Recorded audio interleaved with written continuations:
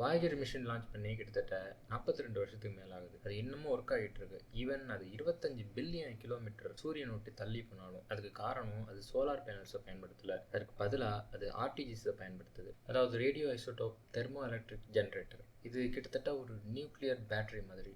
இதில் பயன்படுத்தப்பட்டிருக்க ஐசோடோப்ஸ் அப்படிங்கிறது புளுட்டோனியம் 238. இதோட ஹேல்ஃப் லைஃப் 88 வருடங்கள். அதுக்கு அர்த்தம் என்ன அப்படின்னா 1 கிலோகிராம் ஆஃப் புளுட்டோனியம் 560 வாட் பவரை ஜென்ரேட் பண்ணும். ஆனால் 88 வருடம் முடிவில் அது வெறும் 280 வாட் பவர் மட்டும்தான் ஜென்ரேட் பண்ணும். அதுக்கு காரணம் ரேடியேஷன். புளுட்டோனியம் 238 ஆல்ஃபா பார்ட்டிகல்ஸை ரிலீஸ் பண்ணிவிட்டு யுரேனியம் 234 கன்வெர்ட் ஆகிடும். இப்படி ரிலீஸ் ஆன ஆல்ஃபா பார்ட்டிகல் அப்படிங்கிறது நியர்லி 5% ஸ்பீட் ஆஃப் லைட்டில் ட்ராவல் ஆகும். இவ்வளோ வேகமாக பக்கத்தில் இருக்க ஆட்டம்ஸ் மேலே மோதும் போது இது ஒரு ஹீட்டை ஜென்ரேட் பண்ணும்.